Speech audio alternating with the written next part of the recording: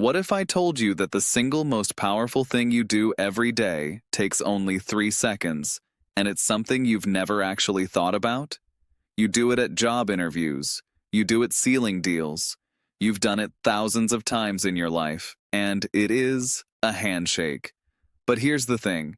This tiny gesture carries over 5,000 years of blood, war, betrayal, equality, and raw human trust inside it. And by the end of this video, you will never shake someone's hand the same way again. Let's go way, way back. Picture this. Ancient Mesopotamia. Warriors on dusty roads. Strangers approaching each other. Both armed, both dangerous, both terrified. One of them does something bold. He stretches out his right hand, empty, open, weapon-free, and reaches toward the other man. That moment, that was the birth of the handshake. One of the most popular theories is that the gesture began as a way of conveying peaceful intentions. By extending their empty right hands, strangers could show that they were not holding weapons and bore no ill will toward one another. And it gets even more fascinating. Some historians even suggest that the up and down shaking motion was meant to dislodge any knives or daggers that might be hidden up a sleeve. Think about that for a second. That warm, friendly handshake you gave your boss last Monday? It was originally a security pat-down. But wait, there's an even older story here.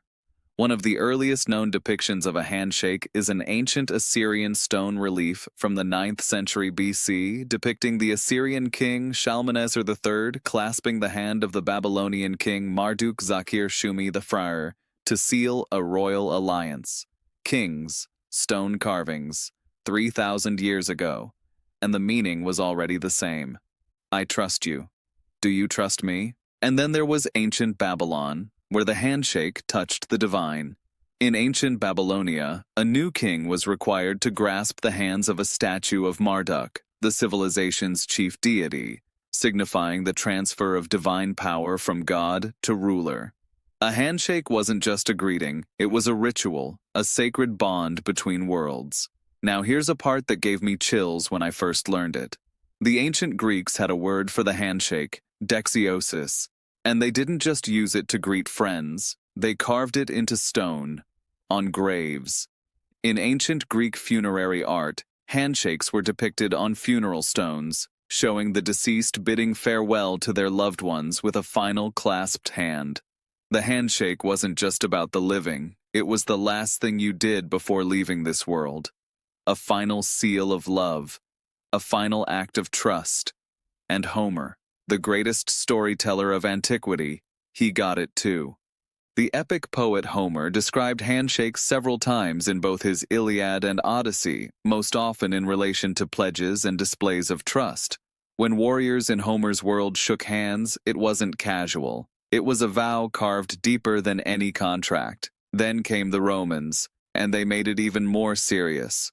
Roman handshakes were slightly different. They often involved clasping the forearms as a sign of trust and friendship, ensuring no blade was hidden up a sleeve. And as the Roman Empire expanded across continents, they carried this gesture with them like a cultural seed, planting it across Europe, Africa, and the Middle East. But here's where the story takes a dramatic, unexpected turn. Fast forward to 17th century England. The world is rigid. Society is built on bowing, curtsying, tipping hats, kissing rings. Your greeting tells people your rank. The rich bow to nobody. The poor bow to everybody. And into this world walked the Quakers, a radical Christian group who looked at all these bowing rituals and said, no. The Quakers broke with social conventions, declining all gestures of deference. They preferred to greet one another by offering a hand, because it connoted respect and friendship and eliminated all hierarchical distinctions. A king? Shake his hand. A poor farmer? Shake his hand. A stranger on the street? Shake his hand. It was a revolution disguised as a greeting. When Quakers brought this practice to America, it became a sign of equality, because many who came to America were deeply unhappy with the rigid social hierarchy of Europe. By the 19th century, the handshake had become an essential part of etiquette, appearing regularly in manuals across Western society. And from there, it conquered the world. Boardrooms, courtrooms, diplomacy tables, sports fields, every deal worth making ended with two hands clasped together. But what's actually happening inside your body when you shake someone's hand? This part blew my mind. Science, it turns out, has been watching the handshake very closely. Physical touch, even something as brief as a handshake, releases oxytocin, a hormone associated with bonding and trust. This may explain why handshakes feel significant even in the most fleeting of encounters. You're not just shaking a hand. You're triggering a chemical reaction in someone's brain that literally makes them trust you more. And here's something that sounds almost too strange to be true. In a 2015 study, researchers in Israel filmed handshakes between hundreds of strangers and found that nearly a quarter of participants unconsciously sniffed their own hands afterward, suggesting the handshake may be used to detect chemical signals, just as other animals do by smelling each other. We are ancient creatures underneath all our suits and smartphones, and the stakes, they're very, very real. Research from the Journal of Applied Psychology found that people with firmer handshakes are instantly perceived as more competent, and studies from Harvard Business Review found that 80% of hiring managers reject candidates with weak handshakes. 3 seconds. That's all it takes. And your career, your first impression, your deal, it can all hinge on that single grip. Then came 2020, and the handshake faced its greatest enemy ever. Not war, not plague, not politics. A virus. Almost overnight, handshakes vanished. No more extended palms at job interviews. No more clasped hands sealing billion-dollar deals. Doctors warned that the germs on a person's hand essentially made it a biological weapon. One infectious disease expert at the Mayo Clinic bluntly called extending your hand extending a bioweapon. And for the first time in 3,000 years, the handshake looked like it might actually die. Elbow bumps, foot taps, namaste bows, airwaves. The whole world scrambled to replace a gesture so deeply wired into us that removing it felt like losing a sense. But here's what happened next, and it tells you everything about human nature. As restrictions eased, handshakes came back. For many, the gesture was too deeply ingrained, too meaningful to abandon. The handshake survived because it represents more than hygiene. It embodies connection, trust, and acknowledgement. Think about that. We survived 5,000 years of wars, plagues, empires rising and falling, cultures clashing, and through all of it, the handshake endured. Because ultimately, it's not about hands at all. So what does all of this actually mean? Here's the deeper truth hiding inside this 5,000-year story. The handshake has always been humanity's answer to its oldest, hardest question. Can I trust you? When warriors on dusty roads reached out empty hands, they were asking that question. When Greek soldiers carved clasped hands onto their graves, they were answering it. When Quakers shook the hands of kings and beggars equally, they were redefining it.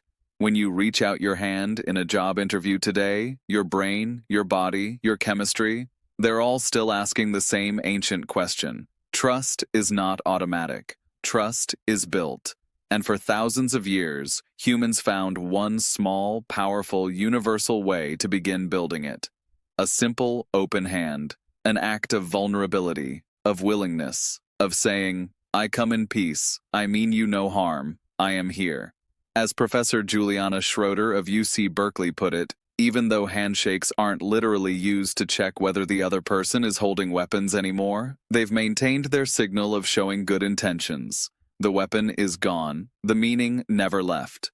Next time someone extends their hand to you, pause for just half a second. Remember the Assyrian king sealing a royal alliance on that carved stone 3,000 years ago? Remember the Greek soldier's grave? Remember the Quaker who shook the hand of a stranger and quietly started a revolution in equality? Remember that inside that 3-second gesture is the entire story of humanity's struggle to trust one another. And then, shake it well. Because that handshake isn't just a greeting, It's a promise. If this story made you see something ordinary in an extraordinary new way, that's exactly what this channel is for. Every week we dig into the hidden histories of things you've never thought twice about, and we pull out the lessons that change how you see the world. So if you want more of that, hit that subscribe button right now. It's free, and honestly, it might be the best 3-second decision you make today. Drop a comment below. Tell me, do you think the handshake will survive the next 100 years, or is it finally dying? I read every single comment. Let's talk. Like the video if it blew your mind even a little, and share it with someone who loves history, or someone who just gave you a really bad handshake recently. I'll see you in the next one. Take care of yourselves. And yes, please wash your hands.